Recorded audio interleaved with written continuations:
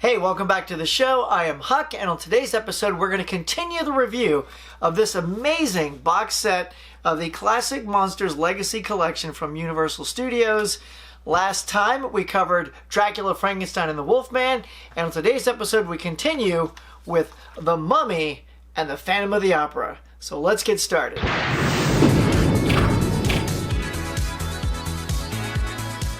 Alright, let's just get started here. We're going to begin with the Mummy Legacy Collection, and we're going to begin, of course, with The Mummy, the original with Boris Karloff. There were 6 Mummy films on this set, but this film, it came out in 1932, so it was the one after Frankenstein. So we went Dracula, Frankenstein, and then The Mummy.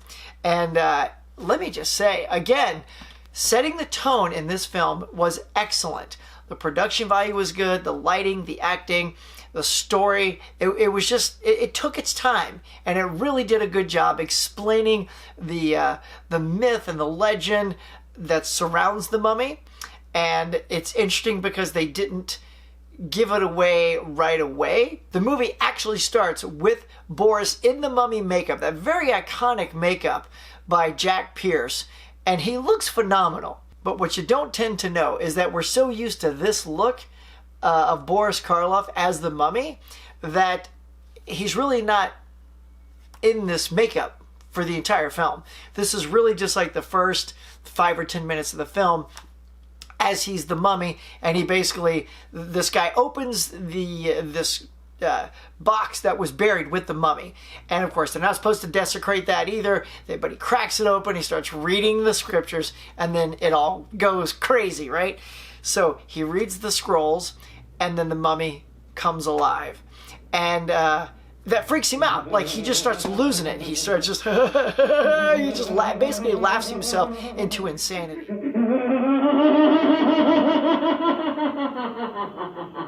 And then that's it. So that's the last time you see Boris in that full-on mummy makeup.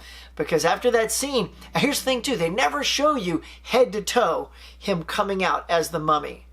All you see is like him laying there, and then when he wakes up, his eyes crack open, and then the next scene is sort of like his mummy hand coming in and taking the scroll that guy was reading, and that's what makes him like freak out, because he looks up and there's the mummy. But it's so fascinating because they don't show you that shot. They don't show you what he sees. They just let you imagine that entire mummy from 3,000 years ago walking alive again.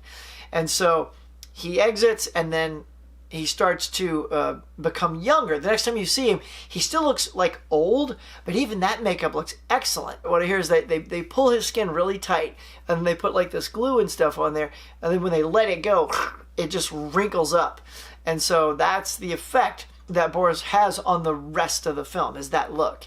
And it's striking, and he does very little. See, much like Frankenstein, he delivers a very excellent performance with very little words and movements.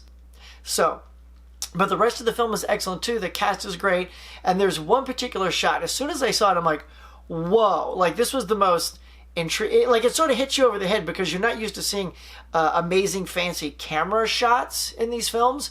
While the shots do look nice, there's nothing spectacular about the actual movement of the camera.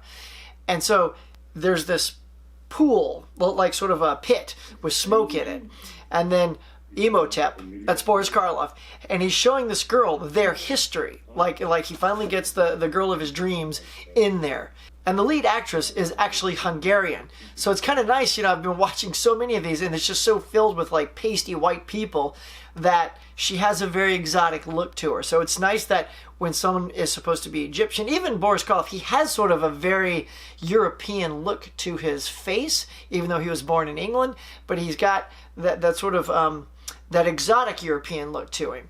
And so does she. So that was a nice pairing. But anyway, so the camera is behind them, and he's doing his little magic over the pit, and then the camera goes up and over, and then it looks straight down into the pit where the smoke is, and then the smoke clears, and you start to see the history of how he became the mummy and how she was killed. And it was just really good. I was like, oh, that was nice. And there was no cut. It was just all, I don't know how they craned up, but they had a nice rig. So well done. Again, that was the first film.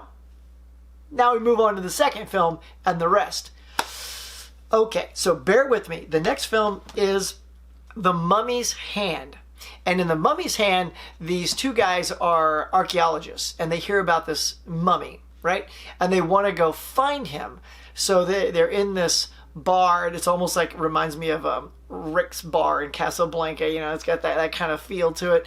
And they're looking for diggers and people to come help them excavate and find this mummy that they've heard all about.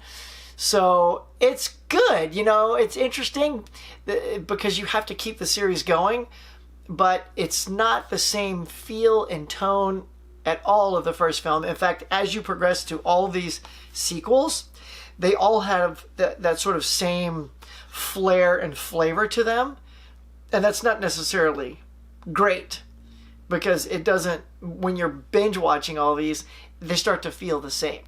And we're going to get into that right now. So, in this film, one of the most notable changes is Boris Karloff's character is recast by this very white-looking guy. You know, I was just saying how Boris has this great ethnic look to him. Well, this guy, he's sort of like, he's got that Errol Flynn look to him. And so, they tell the story of the mummy again in this film. So that when Boris did it over the pit and it showed you the history, they do that all over again, but now with this actor. But he's cut into the same footage as Boris Karloff. They didn't redo the whole thing. On the wide shots, you can tell, even though he's small on screen, it's still Boris Karloff. And then they punch in for the close-ups of the new actor, and they sort of recreated the sets and all that good stuff. So, he's okay. And then he plays the mummy in this film. The thing is, there is one subtle difference, though, in this mummy. His name is Caris, not Imhotep. So you could argue the fact that, yeah, okay, well, we're reusing this footage with this different guy in it because it's a different mummy. It's Caris.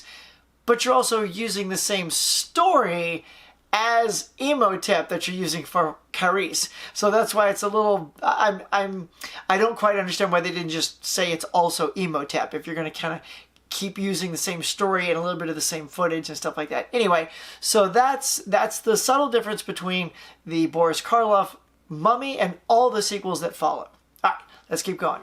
Buried with the mummy are these leaves, right? They become a huge story point in every single one of these films. They're called the Tana leaves. Tana leaves. And they say, you know, history tells us that if you use 3 of these Tana leaves, bring 3 of them, it'll keep his heart beating. But if you use 9 Tana leaves, you will use 9 leaves each night to give life a moment to Caris. That was good for this first film because they needed some sort of, you know, some sort of gimmick to get it all going. So the Tana leaves was it. Now, this film is only an hour and 7 minutes. So when you dedicate 10 to 15 minutes to show that recap of the mummy's history, it's like it literally becomes just sort of a long episode. So I get back in the day there was no Blockbuster or reruns on TV, so it's not like you can just rewatch The Mummy real quick and then go out and see The Mummy's Hand. So they recap ad nauseum in all of these films, and we're going to get to that. They do the recap, just so you can remember.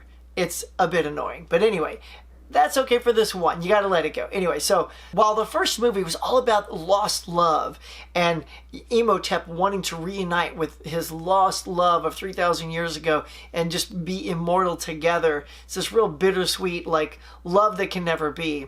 The rest of the movies are nothing like that, even though the mummy is constantly doing bidding to go get another girl who seems to be a descendant from that princess that he was in love with, like in every movie. So like I thought the one in the first movie was her, but there's always another version. So anyway, and you don't feel like he's doing it for love. It's just a gimmick for him to go out and murder people, drink the tannin leaf juice, and do some killing. And then will he or won't he get together with that woman? So anyway, so in this plot, it's one guy controlling the mummy using those tannin leaves, right, to do his bidding. So he goes out, and here's the abusive thing to the mummy, right? So this guy, he puts all the elixir, after he mixes the leaf juice, right? He puts it in the tent of the archaeologists and anybody who came and desecrated that tomb and were looking for the mummy, right? So he puts the elixir in there. It's like a Monster energy drink or a 5-hour energy drink to that mummy. Like when he gets it, he's like, it's like Popeye and spinach. So he just naturally knows which tent to go into. And this also will continue. He'll just naturally always know where the tent is, the house is. If that person's like in a bathroom, he knows which bathroom he's in. So let me tell you, these mummies have a built-in GPS under all that bandages. Probably like Stark technology. Anyway, so he puts the elixir in all these tents, and then the mummy goes in one at a time. And if you happen to be there when he's going for the elixir, he kills you.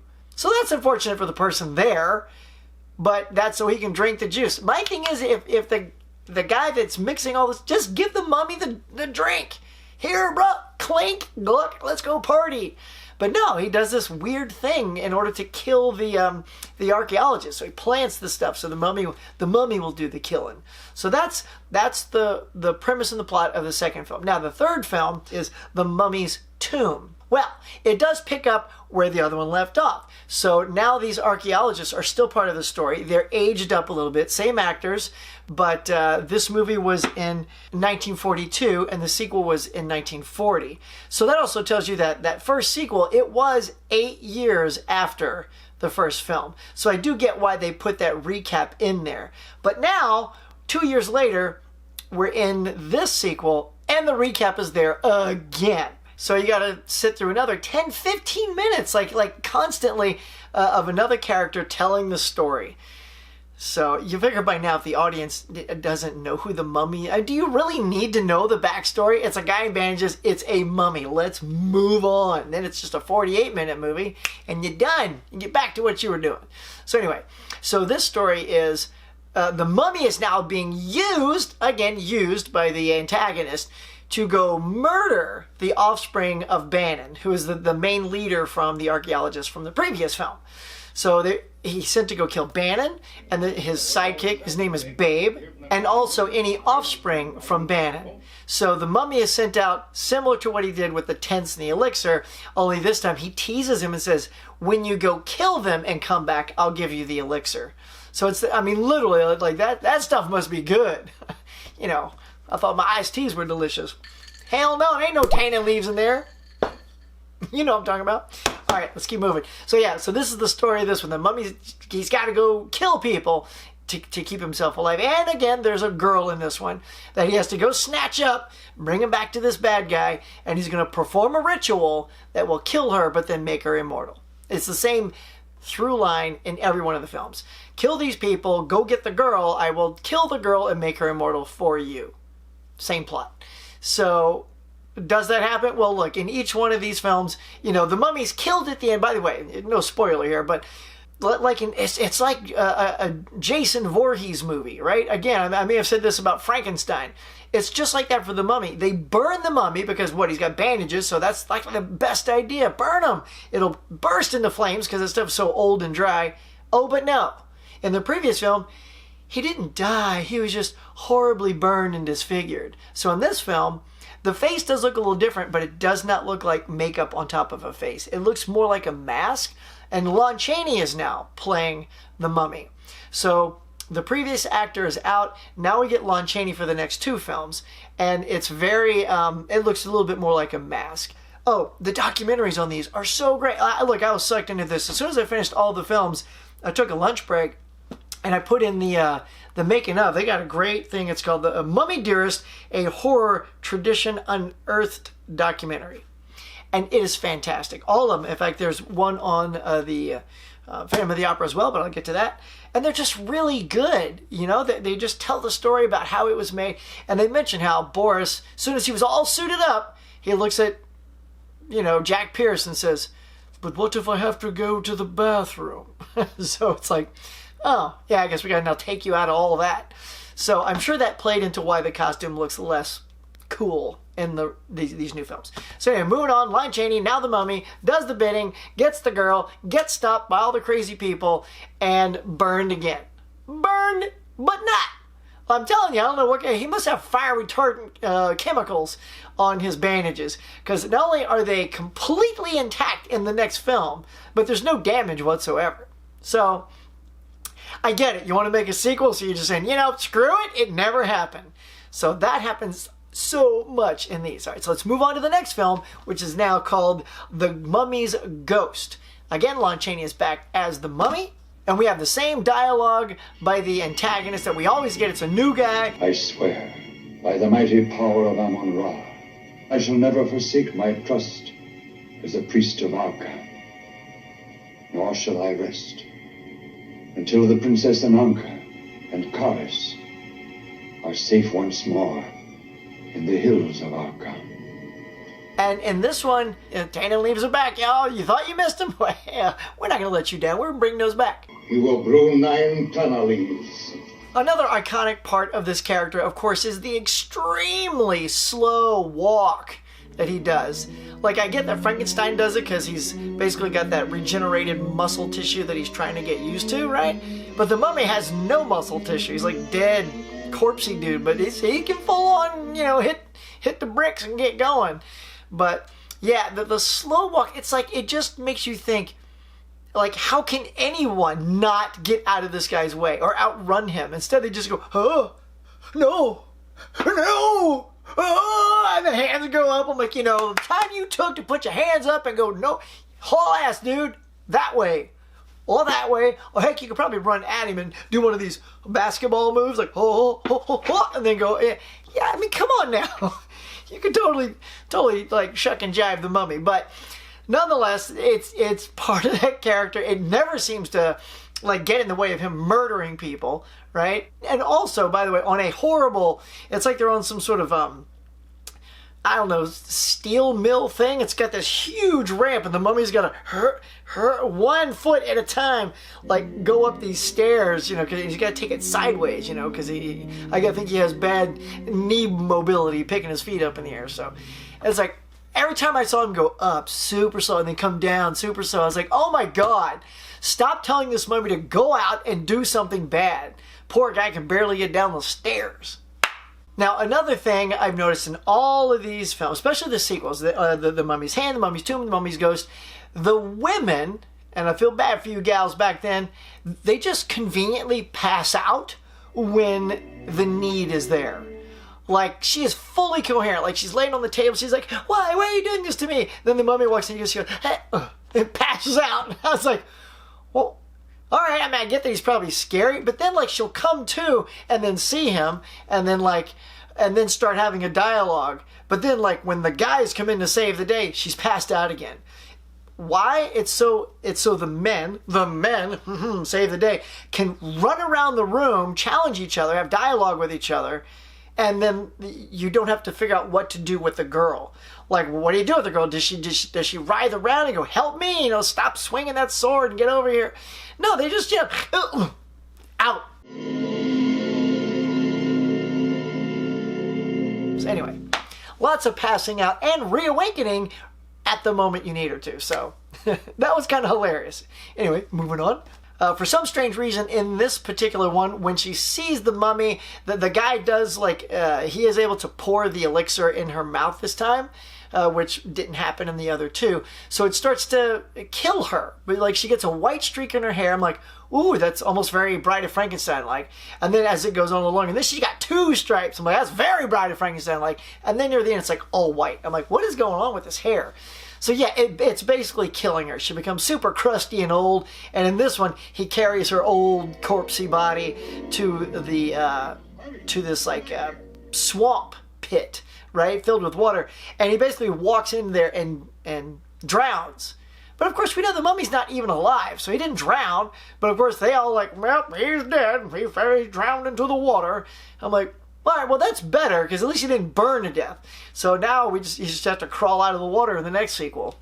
And that's what happened. So let's move on to the next movie.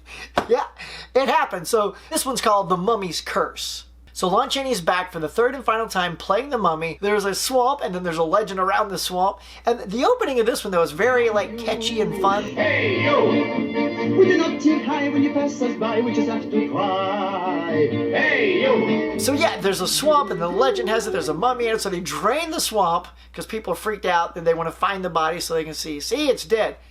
Well, when they drain it, he's gone. That's right. So not only is the mummy gone, but the girl mummy, right? She's come back. And by the way, I'm not sure this happens with her because she got all corpsey and dead. She reverted back to her extremely beautiful self when she basically she was all dusty and crusty, and she goes back in the water. She splashes her face a couple times. It's like that magic water, right? So, and then she's beautiful. Like, I find that water. And then the mummy, he does not look younger. He looks exactly the same. So anyway, so she's out, but then she's still looking for her boyfriend, the mummy, and same old story. Keeps on going, and it's not super spectacular. Another short movie. So we're going to move on now to the very final mummy movie, Abbott and Costello Meet the Mummy. Now, the fun part about this one is it has nothing to do with the extremely iconic and classic Abbott and Costello Meet Frankenstein. There's no mummy in that one. So he gets his own crossover right here. And may I just say, after pushing through all of these mummy movies and getting to the Abbott and Costello movie, it was kind of refreshing, I gotta say. Because the other ones just felt so repetitive. Abbott and Costello was totally new and fresh, right? I mean, as fresh as could be. It's still the mummy. But it's got a little bit of the jokiness to it. The mummy suit, by the way, full on looks like a costume. It barely fits the guy snug. At least when Lon Chaney was in it, I mean, he filled that sucker out because he's a big, beefy, imposing guy. But the dude playing the mummy in this one, it's just, I don't know, looked like he tried, it's a skinny dude like me trying to fit in Lon Chaney's costume because it was kind of baggy and you can see all the folds in it and everything. I was half expecting to see a zipper up his back. Classic. All right, anyway, so and right at the top, there's this amazing dance number. Like, I don't know where they found these performers, but they are obviously professional performers of the time that go out and probably do like circus type acts because it was impeccable. So it's a fun film. It was a great way to end all the sort of monotony of the previous sequels to just sort of wrap it up with something funny. However, the most hilarious thing, not just the comedy, but in this film, Abbott and Costello have characters. And here's a credit list of it. Their characters' names are right there. But in the film, I swear, it's like either they were just having so much fun and forgot, or the director forgot. They completely call each other Abbott. Hey, Abbott, what are you... Costello. Come on, Costello, the coast is clear. Or Bud and Lou. Come on, Lou. No, don't try to scare me, Lou. That aside, it was a fun way to wrap up this entire mummy adventure. It was still fun. Like, I know the sequels are kind of monotonous and repetitive, but it was still fun to watch them and just to see with the progression of the mummy. Again, though, that original mummy with Boris Karloff really sets the tone, just like the original Dracula, Frankenstein, and Wolfman. Just par excellence. So that is it for the mummy, guys. And now let's move on to the Phantom of the Opera. And also, see how the covers are black and white. So they all have that same similar tone and feel and classic. It just looks good. Well, it kind of stunned me when I put it in because I didn't bother to look at the back first. It's totally in color, right? This movie is totally in color, and I didn't know that because I'm just so used to like that iconic silent one where they rip the mask off of Lon Chaney Sr. and he's like, he's got the nose pulled up and the eyeballs and the teeth. That's what was embedded in my head. I knew it was not this one, but that's just, I just thought this was black and white. But it's majestic. So you've plowed through all of these color black and white films, and then I see this color film, and it was just lush and lavish and striking, and the story was really nice. The actor playing the Phantom of the Opera is Claude Rains, and he does a fantastic job. The crazy part is this came out in 1943, and the last, like, two mummies, The Mummy's Ghost and The Mummy's Curse, were 1944, both in 1944. So they were after this, and they were still in black and white, maybe to like maintain that continuity of the black and white mummies. And even Abbott and Costello Meet the Mummy, which was in 1955, also still black and white. And that is like well over 12 years past this film. So yeah, color, man. And it looked fantastic. It has that great documentary I was telling you about on the end of this one. It's 50 minutes long. It's really good. You guys, if you get this set, check out the documentaries. So good. And they built, this is where I learned, they built this entire theater. This was not a theater that they found and went and shot in, like tends to happen in a lot of productions. They built this entire theater just for this film. It was just like a stunning set altogether. But anyway, same kind of story. Claude Rains wants to treat this young girl who's an up-and-coming singer who doesn't have a lot of money, but he's a professional in the orchestra. But he's starting to get arthritis in his hands, so he can't play anymore. But he still wants to fund, all of his money has been going to fund this girl's budding career. But he's anonymous. He doesn't want her to know who the benefactor is for her getting these lessons. And of course, accidents happen. He gets his face disfigured and he goes into hiding. And yes, much like some of these other monsters, he gets corrupted. He kind of goes on a little bit of a killing spree. So yeah, you don't have a lot of sympathy for him at that time, but you do up until those times, because you feel for him. Like he's this artist and he wants his music to be heard, and his music kind of gets stolen from him, and that's the catalyst to how he gets injured and he gets pissed off and he wants to revenge. And but it was good. I really enjoyed this. So anyway, I just want to wrap it up by saying, excellent movie, really good. Overall, this collection is just killing it. I'm loving it. It's so great to plow through all these legendary, iconic films, and it's just been a blast. Guys, that is it for episode 2 on the reviews of all these films. Thank you so much for checking this out. If you're new to my channel, do me a favor and hit like and subscribe. I'd really appreciate it. And don't forget to hit that notification bell so you get notified the next time I do one of these videos. Because I got one coming up. It's these guys right here, Creature from the Black Lagoon and The Invisible Man. So be there for that one. Thanks again, guys. I really appreciate it. And I will catch you later.